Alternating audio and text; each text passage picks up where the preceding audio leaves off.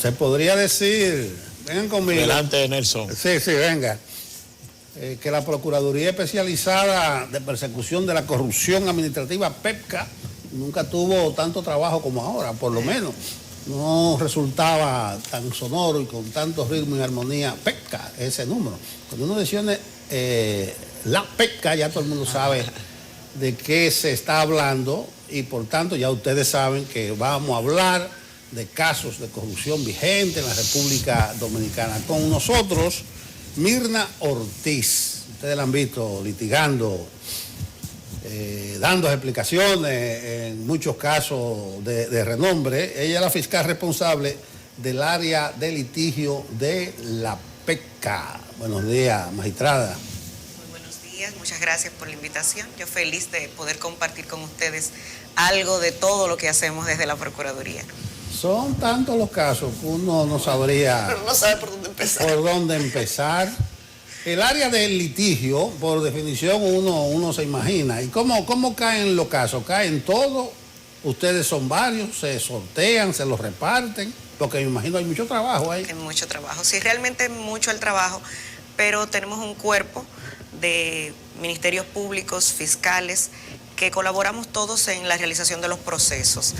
Desde el área de litigios dirigimos todo lo que es el proceso de las audiencias que inician desde la medida de coerción pues hasta la apelación, la Corte, la Suprema Corte de Justicia o hasta donde llegue el proceso. Pero no se trata del trabajo de una persona, se trata del trabajo de un equipo. Ahí todos somos un poco litigantes, un poco investigadores, o sea que depende de la función que estemos realizando en el momento, pues el equipo se integra. No solo los de la PEPCA, también contamos con el apoyo de la Dirección de Persecución, que ahí hay muchos fiscales valiosos también que colaboran con la ejecución de estos casos y de estos procesos. Usted es el área de litigio, pero ustedes le dan seguimiento completo al litigio, porque hay unos litigios que duran años. Así es. El litigio inicia, como le dije hace un momentito, con la medida de coerción y termina hasta el último recurso, que en materia ordinaria sería el recurso de casación, pero sabemos que ciertos casos pues podrían llegar hasta el Tribunal Constitucional. Y no van delegando los casos, por ejemplo, si pasó a apelación, si pasó a casación, ¿hay especialidades dentro del área de litigio? Sí, la Procuraduría en sentido general está organizada de manera jerárquica. En la Corte contamos con la figura del Procurador de Corte, pero cuando se trata de materias especializadas, que regularmente uno ve nacer el caso desde sus inicios, entonces lo que hacemos es que damos soporte a esos niveles jerárquicos que suben ante esos tribunales para no perder la esencia de lo que es el caso, porque quien investigó su caso, quien lo vio nacer, pues es el que conoce todas las particularidades propias del caso. O sea que el fiscal que inició normalmente hasta la última fase sigue. En las especializadas, porque es otra suerte la que corren las fiscalías ordinarias, que por la cantidad de procesos, pues es muy difícil que un procurador fiscal, por ejemplo, de Santo Domingo, pueda seguir su proceso porque tiene cientos y cientos de procesos ordinarios en la fiscalía. Pero regularmente las procuradurías especializadas, que trabajan materias muy concretas, dan seguimiento continuo a sus casos. Por ejemplo, Odebrecht, que duró años. Así es. Ustedes, desde la, ¿cómo dice el lema de la empresa? Desde la varilla inicial a la pintura final. A la pintura final. Nosotros en el caso de Odebrecht, particularmente en mi caso, inicié ya con el caso en juicio, porque como ustedes sabrán, sufrió un cambio de dirección. La Procuraduría General de la República, se reestructuraron los equipos y entonces yo paso de estar en la Escuela Nacional del Ministerio Público a dirigir el área de litigación de PEPCA, y ahí es que me integro al proceso. Actualmente el proceso va a la Corte y seguimos con el proceso en la Corte. Para la sociedad fue decepcionante el caso de Odebrecht. ¿Ustedes lo vivieron como un fracaso? No, para nosotros no es un fracaso, para nosotros es algo que aprender. O sea, nos deja aprendizajes, nos deja victorias, nos deja temas que ponderar hacia el futuro. Es bueno que veamos que este Ministerio Público al que le tocó litigar el proceso no fue el Ministerio Público que investigó el caso, y aunque eso no nos quita el concepto de cuerpo, ¿verdad? El Ministerio Público es un cuerpo, es un órgano, pero no es lo mismo cuando tú eres el que genera, el que crea tu caso y luego lo llevas hacia el juicio. No obstante, obtuvimos 3 condenas, 3 sentencias condenatorias en las que creemos y que nos da la satisfacción de haber hecho lo que podíamos hacer en ese proceso. Sobre ese caso, sobre ese particular, voy a cambiar la pregunta que tenía para usted, porque ese caso específico, Odebrecht, tiene una particularidad en cuanto a la conformación de los órganos que participan, y en este caso, el magistrado Camacho era el que litigaba en nombre del Ministerio Público lo que también se había investigado. En su rol de litigio, ¿cuál es la incidencia que usted tiene, por ejemplo, en la investigación del caso? Para saber cómo funciona. O sea, el que litiga también investiga, o son equipos diferentes, si lo que se investigó yo no puedo meterle la mano, ¿cómo es? En el caso de Brecht se manejó de una manera, vamos a decir, particular. Se generaron 2 equipos, sí. Un equipo de investigación y un equipo de litigación. El magistrado Wilson solo formaba parte del equipo de litigación. ¿Qué sucede cuando los procesos se manejan así? Que el litigante está atado por lo que le lleva a aquel que investigó, porque los procesos precluyen, o sea, luego de que las etapas cierran, si ya presentamos una acusación, se va a litigar lo que está en la acusación. Yo en el juicio no puedo agregar elementos nuevos. ¿Eso sigue siendo así ahora? Es así ahora, con la salvedad de que bajo la nueva dirección y estructuración de la Procuraduría Especializada de Persecución de la Corrupción, los equipos están integrados tanto por investigadores como litigantes. O sea, yo como litigante me integro en el proceso desde su origen, desde la investigación. Voy litigando el proceso, me toca ir a las audiencias. Ese fue uno de los aprendizajes de lo que pasó antes, lo que usted comenta, que Odebrecht les dejó experiencia. Son modelos de gestión. O sea, son modelos de gestión que siempre han existido. Lo único que quienes estaban dirigiendo en ese momento optaron por un modelo distinto al que nosotros entendemos que es el que da mejores resultados. Magistrada, mi pregunta original estaba sobre la observación que se hace en distintas oportunidades sobre los plazos en las solicitudes de medida de coerción que solicita el Ministerio Público. Nosotros lo hemos dicho, sobre todo para los casos de corrupción, que parece una suerte de guión. Uno ya sabe que se va a solicitar caso complejo, prisión preventiva, 18 meses. Eso parece un guión. ¿Por qué funciona de esa manera? Y desde su perspectiva, ¿por qué considera que ese plazo es el prudente para investigar casos de esta índole? A veces se dice, desde evidentemente la barra contraria, que 18 meses sin que me hayan probado nada es demasiado tiempo. ¿Cómo lo ve usted? Lo que pasa es que tenemos que entender, y creo que eso es lo que ha faltado un poquito en la sociedad dominicana, entender cómo funcionan los procesos penales. Y me voy a hacer eco de una frase que pronunció recientemente la magistrada Yanni Berenice. Ella decía: si se ha robado mucho, hay que investigar mucho. Nosotros tenemos un tiempo limitado por ley para investigar 4, 8, 9, 10 años de actividad criminal. O sea, pero no de cualquier actividad criminal. No es el que le encontraron en el bolsillo delantero derecho de su pantalón una porción de cocaína y le levanto un acta y llevo ese testigo para que vaya a declarar. Estamos trabajando con personas inteligentes, que saben tapar sus huellas, que en los papeles todo cuadra. O sea, si vamos a cualquier empresa de estas instituciones estatales de las que nosotros estamos acusando que se cometieron actos de corrupción, y usted va a su contabilidad formal, eso cuadra a la perfección, porque ellos saben cómo hacerlo. Estamos trabajando con criminalidad organizada, con personas que tienen altos niveles de conocimiento de lo que están haciendo.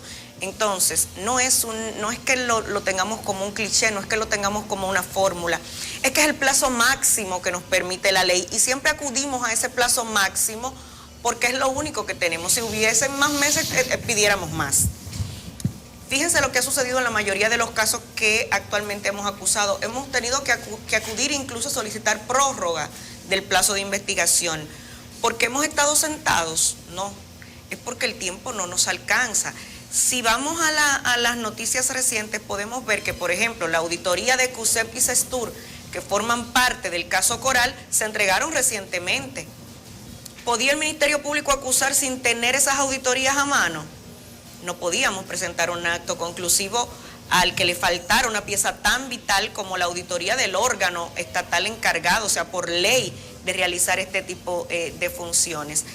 ¿Hubo dilación en el Ministerio Público en solicitar la diligencia? No, no lo hubo, por eso el juez otorga la prórroga al comprobar que el Ministerio Público actuó de manera diligente, que no es responsable de la respuesta, o sea, no somos responsables de cuándo llegue esa respuesta, pero también tenemos que ver la carga de trabajo que tiene la Cámara de Cuentas actualmente, que solo con los casos de pesca es mucho. Imagínense las funciones regulares que ellos deben cubrir. Entonces, los plazos que nosotros solicitamos no son plazos porque estén establecidos en un guión, son los plazos que la ley nos permite para poder hacer una investigación más eficiente. Pero esa parte probablemente se entienda, el tema de la complejidad de los casos. Lo que no se entiende mucho es la tendencia a solicitar prisión en casi todos los casos. Incluso eso es un tema que ha sido criticado por abogados, no solamente por los abogados de la defensa de los casos, que obviamente la van a criticar, sino que es ya una práctica que varios juristas han llamado la atención sobre el tema de que la prisión debería ser una excepción. O sea, ¿por qué habiendo tantas modalidades de coerción siempre, casi siempre se solicita la prisión? Déjeme agregarle algo a eso. Ustedes meten a una gente presa. Yo estoy de acuerdo, la prisión es la regla y no la excepción con ustedes. Y esa gente después colabora y ya no es peligro de fuga. Pero cuando ustedes piden la coerción era peligro de fuga. Le voy a explicar, voy a tratar de hacer un híbrido de las dos preguntas. ¿Qué es lo que sucede en estos casos? Y voy a poner el ejemplo más cercano, vamos a poner puedo hablar ya más ampliamente de él porque ya la acusación está presentada, el caso Coral y Coral 5G. ¿A quiénes tenemos acusados ahí? A altos militares que tienen poder de influencia, militares activos al día de hoy porque no han sido suspendidos en sus funciones. ¿Quiénes son los posibles testigos? O los testigos aportados en este caso, en su mayoría son militares. Imaginémonos el escenario con estas personas en libertad, con toda la capacidad de llamar, de dar órdenes, de influir, de alterar pruebas o evidencias, de amedrentar testigos. Lo han hecho incluso, no necesariamente en este caso, pero tenemos casos en que lo han hecho incluso desde las cárceles. Han amedrentado testigos, han amenazado personas que están colaborando. Entonces muchas veces la prisión preventiva no es que se convierta en la regla, es que es la necesidad del caso. Es que estamos hablando de personas que tienen poder, es que no estamos hablando de Juan Trucupey, el que vive en Los Minas y que quizá no tenga la capacidad de ir a buscar el testigo y callarlo. Es que estamos hablando con personas que tienen poder económico, que tienen poder político, que al día de hoy todavía mantienen influencias en las instituciones que dirigieron, porque el Estado no cambia por completo. O sea, probablemente, para poner un caso en la Procuraduría General de la República, tiene que estar trabajando actualmente más del 98% del personal que trabajó bajo la gestión de Jean Alain Rodríguez.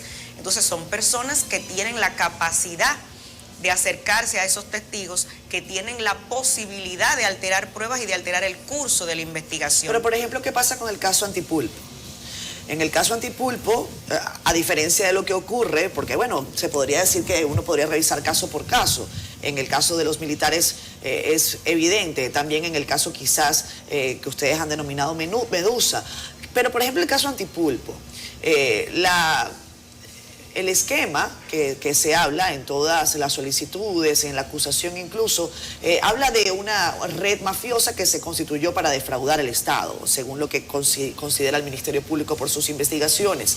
Pero ya ninguno de ellos tiene brazos en la administración pública, no hay allí a ninguno de ellos operando. También existe el caso, por ejemplo, de el que era director de la OISOE, el señor Pagán, que como dice Nelson, empezó a colaborar con el Ministerio Público, se ha convertido en una suerte de testigo protegido, o no sé cómo le llaman ahora, también con el caso de Brecht se puso de moda un término que es el de la delación premiada. Y me gustaría que nos comentara sobre eso. ¿Acaso ahí no hay elementos que puedan llevar a todas esas personas, como pasó con el caso de Brecht, que terminaron siendo juzgados en libertad, no se sustrajeron del proceso, no pudieron alterar prueba? ¿Existe la posibilidad de que el Ministerio Público varíe este tipo de actuación? Esa posibilidad existe, todo depende del comportamiento del imputado durante el proceso. Y lo que hace el Ministerio Público actualmente con estos colaboradores, como usted le ha denominado, y mucha gente pues así los ha denominado también, es que estas personas dejan de representar riesgos para la investigación porque colaboran con ella. En nuestra legislación no existe la figura de la delación premiada como existe en Brasil, pero sí existe el colaborador eficaz, que es lo que contempla nuestra norma procesal penal. ¿Qué es el colaborador eficaz? El colaborador eficaz es esta persona que, siendo parte de la estructura criminal, aporta elementos valiosos que permiten al investigador desarticular la estructura criminal y colabora, como dice su nombre, de manera eficaz, de manera efectiva con el desarrollo de la investigación. Esto no quita los hechos que él ha cometido de manera particular y que estos hechos vayan a obtener posiblemente una sanción, pero evidentemente que tiene que tener un trato distinto. Aquella persona que se arrepiente y está colaborando no puede ser tratado como aquella que niega los hechos y que todo lo contrario, en vez de colaborar, está obstruyendo la investigación. ¿Cuántos colaboradores eficaces tenemos en estos casos? Está el señor Pagán, está varios, el señor Girón, y hay otros en proceso. Hay varios colaboradores en proceso. Así es, Sí, hay otros colaboradores. Se han agregado en ahí un par recientemente. Pero en el caso de Jean Alain Medusa, ¿verdad? Sí. Él dijo en estos días, o sus abogados, que el 90 y tanto % de todos ustedes trabajaron con él. Sí, eso es cierto. Entonces, si le aplicamos esa lógica a lo que usted dice de los militares, que podían en la calle sustraer pruebas, con él podía estar en su casa porque ustedes todos están allá adentro. Nosotros estamos dentro porque somos ministerios públicos de carrera. No entramos a trabajar con Jean Alain, no le debemos la posición a Jean Alain. Nosotros tenemos, en mi caso, 16 años de carrera en el Ministerio Público. Ingresé al Ministerio Público por un concurso, en una gestión distinta, un concurso que se gana por méritos, no por decisiones políticas. Entonces, ninguno de nosotros se siente comprometido con ningún funcionario. Distinto a los puestos de libre nombramiento y remoción que existen en las instituciones públicas, en donde una persona entra en una determinada gestión, debe favores y puede, en base a esos favores, pues favorecer a una determinada posición o una determinada persona. Y sobre todo nosotros no hemos cometido actos de corrupción. El caso más doloroso para nosotros, aunque quizás la sociedad no lo vea o no lo entienda, es el caso Medusa, porque es que estamos atacando a los nuestros, es que estamos lavando los trapos sucios, en vez de lavarlo dentro se están lavando fuera, y todo el mundo ha visto lo que pasa en el órgano que estaba encargado de perseguir el delito. Entonces, ¿cómo es posible que dentro de nuestra propia casa se cometieran actos de esta naturaleza? Ese es el caso más difícil de llevar para nosotros, pero tenemos un compromiso no con una persona, sino con la Constitución, la ley y el país, y por eso hacemos nuestro trabajo. Parece fácil, porque dice él que las Parras han seguido operando las mismas empresas, que es un problema administrativo. También dice la sociedad que hay otros nombres sonoros de funcionarios principales, como que no lo han metido al bollo. La operación Medusa no se ha presentado acto conclusivo todavía, seguimos investigando y ya ustedes verán que trae muchas cosas nuevas ese proceso también. La investigación es una operación compleja, no es tan sencillo tener a todos al mismo tiempo ni en el mismo nivel. Cada paso de investigación que das adelanta una posible línea, un posible nuevo involucrado, y por eso se van añadiendo personas. Ustedes han visto que en las acusaciones que hemos presentado han traído imputados nuevos a los que inicialmente fueron sometidos a medida de coerción, y eso es lo mismo que pasará en Operación Medusa. Ustedes hablan de casos blindados, no son tan blindados porque usted ha dicho que siempre el tiempo les resulta corto, pero parece que el que está blindado es Macarrulla. Eso es un proceso que está en investigación. Vamos a dejar que la investigación arroje sus propios resultados. ¿Hay suficientes fiscales para esta gran cantidad de casos, la mayoría complejos, con muchos imputados, con expedientes voluminosos? ¿La PEPCA cuenta con un personal suficiente para manejar todos estos casos? Realmente no. Los casos son muchos.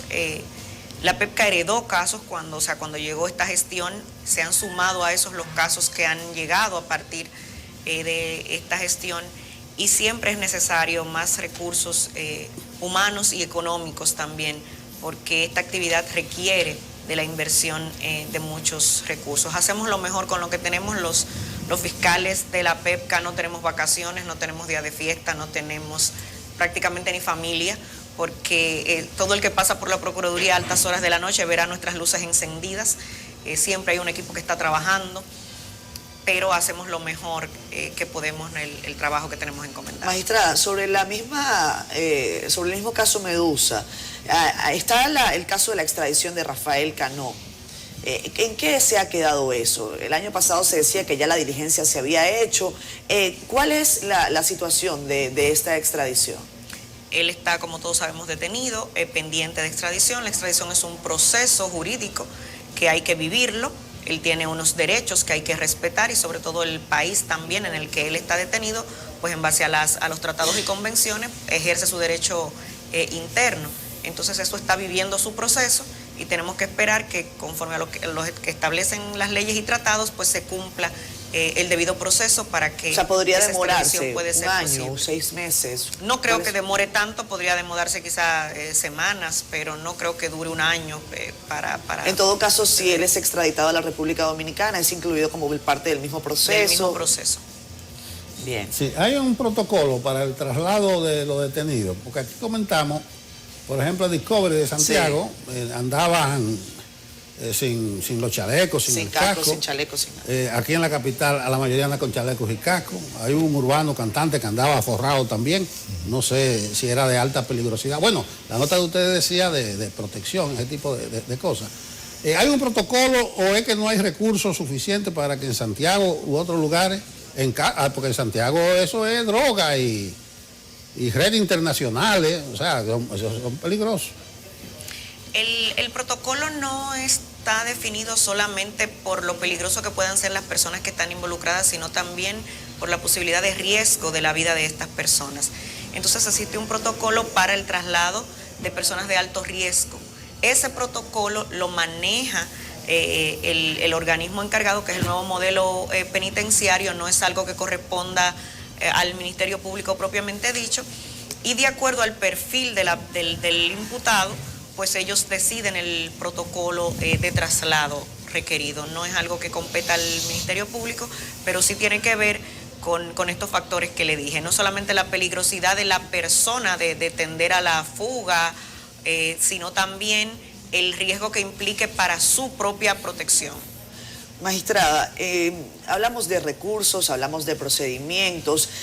A veces los expedientes suelen ser, son voluminosos en cuanto a los temas de corrupción. Específicamente en el Coral y Coral 5G, ustedes han pedido que se unifiquen. Están en ese procedimiento. Están hablando de 3.500 pruebas y se habla de un caso que comprendería una defraudación al Estado Dominicano de más de 4.000 millones de pesos. De todos los casos que tiene la PEPCA, ¿cuál considera usted que puede tener una resolución quizás en el tiempo más expedito, desde el punto de vista procedimental, desde el punto de vista de, esto está bastante claro, esto nos faltan tantas diligencias? A veces la ciudadanía se desespera y está permanentemente insistiendo en que, los procesos sí se toman su tiempo, pero según lo que usted puede ver, ¿cuáles son los casos que puedan tener un final más pronto? El tema de la finalización del proceso no depende siempre del Ministerio Público, porque, por ejemplo, ahora mismo tenemos a Antipulpo, que fue uno de los primeros casos que se presentó acusación. Sin embargo, temas procesales han impedido que iniciemos el conocimiento de la audiencia preliminar. Temas como el derecho de defensa, que es un derecho que hay que respetar. Los imputados han pedido realizar peritajes y contraperitajes a las pruebas aportadas por el Ministerio Público. Eso requiere plazos. Entonces, como el comportamiento de los abogados y las líneas de defensa no las conocemos, no podría adelantarle cuál caso podría avanzar más o menos. Pero tenemos, por ejemplo, el caso de la lotería, Operación 13, es un caso que por su estructura y el nivel de las evidencias que hay allí, pues entendemos que es un caso que correrá más rápido, porque no tenemos toda esta complejidad de auditorías y peritajes y temas forenses que muchas veces pueden retrasar un poco el conocimiento de los procesos. Hay otra observación que se le hace al Ministerio Público y tiene que ver con los allanamientos. muchos de los encausados insisten en que por qué se les allana si han acudido en 1, 2, 3 oportunidades a entrevistas, a interrogatorios que se le hace en la Procuraduría. ¿Por qué el mecanismo del allanamiento y si usted considera que se ha aplicado de manera correcta desde que usted está en el ejercicio de sus funciones? El allanamiento es una actividad procesal que lo que procura es el hallazgo de evidencias. Y lo que hemos encontrado, lo que la experiencia nos ha indicado, es que los investigados, que hasta ese momento son investigados, no siempre dicen la verdad. Incluso tenemos un caso muy reciente en el que uno de ellos le preguntamos, ¿en qué usted se trasladó hacia acá, hacia la Procuraduría? Dice, no, yo vine en un taxi. Sin embargo, nuestra inteligencia nos había dicho que tenía chofer y que estaba con un vehículo debajo. Cuando nos trasladamos a hacer la requisa del vehículo, pues resulta que en el vehículo encontramos dinero, encontramos documentos y una serie de evidencias importantes que sustentan parte de la teoría del caso. Entonces el allanamiento es eso, lo que procura es una diligencia que procura. Pero esa diligencia, ¿por qué, por ejemplo, en el caso de la detención, si el individuo en cuestión está siendo requerido y acude, ¿por qué no dejarlo detenido e igual practicar allanamiento a su domicilio o a cualquiera de sus residencias en vez de practicar un procedimiento quizás en horas de la madrugada, en presencia de su familia? Es a eso a lo que yo me refiero. En los horarios para realizar el allanamiento generalmente no se escogen para maltratar o dejar en evidencia a la persona frente a la familia. Es que es el horario que nos garantiza que las personas están en su residencia y queremos también tratar de preservar todos los derechos. No es lo mismo yo penetrar a una residencia en la que sus ocupantes no están dentro y quizás realizar y obtener objetos y documentos, a que cuando usted está ahí yo le digo, venga, acompáñeme para que usted vea lo que yo estoy buscando, lo que yo voy a secuestrar, y esto nos garantiza también pues menos niveles de especulación en que si el Ministerio Público entró, que si la policía destruyó, que si nos llevamos objetos que no guardaban relación con la investigación, pero nunca es con la idea de atropellar. Y evidentemente que los niveles de peligro de fuga aumentan cuando la persona se sabe que ya está siendo más que investigada, procesada o que va a ser procesada por una determinada situación. En el caso, por ejemplo, de Coral, cuando entramos a la casa de Girón, encontramos muchísima evidencia que él sabía que íbamos a encontrar en esa residencia. Entonces eso evidentemente que dispara las alarmas y la persona ya no está en las mismas condiciones de acudir a una siguiente cita. Entonces, por eso es necesario ejecutar los arrestos y proceder a las solicitudes de medida correspondientes. Sí, pero el punto de Catherine es que ustedes interrogan, y hay casos, 6 veces a una persona.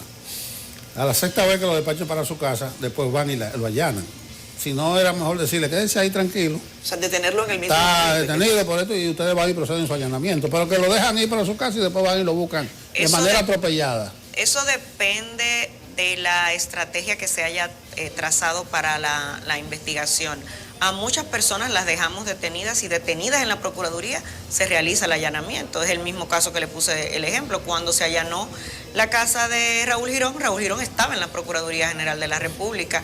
Ahora, si luego de realizar la entrevista o el interrogatorio, cuando contrastamos esas respuestas con las evidencias que nosotros tenemos, nos damos cuenta que la persona ha mentido, que hay disparidad entre lo que dice y lo que las pruebas que nosotros tenemos corroboran, trazamos entonces las investigaciones o las líneas de investigación necesarias y actuamos conforme a la estrategia que se trace para ese caso. Lo que pasa es que a veces esa estrategia, cualquiera podría decir que bueno, que a Raúl Girón no lo conocía a nadie, pero que a Jean Alain lo conocía a todo el mundo y a Cáceres también. Entonces, se criticaba en la administración anterior, magistrada, excúseme, el tema de la espectacularidad del proceso de detención, si era necesario, si se violaban derechos del imputado, porque bueno, hasta ahora, hasta el primer momento, son imputados. Y se habla también de lo que termina sintiendo la sociedad, una vez que usted es detenido, que usted pasa por un proceso de esto. Aunque usted sea descargado en el proceso, difícilmente su vida pueda tomar un curso natural. Y eso es parte también de lo que dan los nuevos tiempos. Quizás no era lo mismo antes de que existieran estos medios digitales que además hacen que la información sea mucho más profusa y que esté a la orden del día. ¿Considera usted que se practica espectacularidad en los procesos, que se abusa de este principio o no? Parte del hecho de que los horarios en los que practicamos los allanamientos es evitar precisamente la exposición excesiva hacia los medios de comunicación. Ahora, una vez la persona es detenida, nosotros no podemos evitar que la prensa acuda a obtener información y que pueda captar imágenes de cuando las personas están siendo trasladadas a los centros de detención. Pero si ustedes se dan cuenta, en ninguno de nuestros casos, al momento de la realización de la diligencia, hay periodistas, porque es algo de lo que nos cuidamos. Nuestras operaciones incluso a veces son secretas hasta para los propios fiscales que van a participar de la investigación, que se enteran en el momento en que se va a materializar la diligencia. Y me ponía de ejemplo el caso de Jean Alain. Jean Alain no fue arrestado en su residencia mediante allanamiento. Jean Alain fue arrestado en la Procuraduría cuando se presenta en virtud de una orden de arresto que existía en su contra. ¿Era necesario allanar su vivienda? Era necesario para obtener las informaciones que obtuvimos, los elementos que obtuvimos en su residencia, que serán aportados como evidencia en la acusación que se presentará en su contra. Esa es la necesidad. O sea, no es un morbo por exposición, es todo lo contrario. Tratamos de que esa exposición sea mínima, pero en esta sociedad moderna en donde todo el mundo tiene un celular, donde cualquier persona puede grabar y subir a las redes una información, es muy difícil evitar esa exposición. Muchas gracias, magistrada. Nosotros tuvimos al inicio del programa saludando la diligencia y determinación de otro brazo del Ministerio Público en los casos estos policiales.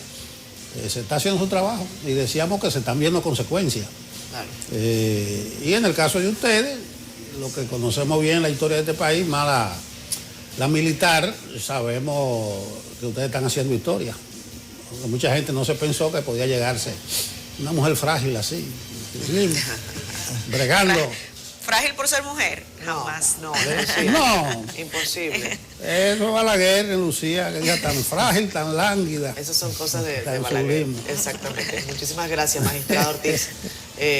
Para nosotros ha sido un placer tenerla acá en Despierta. Para mí es un placer poder comunicar un poquito a través de ustedes lo que hacemos desde la Procuraduría Especializada de Persecución de la Corrupción Administrativa. Cuando pasemos por la Procuraduría nos vamos a fijar a ver si es verdad que si las luces están encendidas. Fíjese. Fíjese. Bueno, gracias por estar acá. Gracias a ustedes.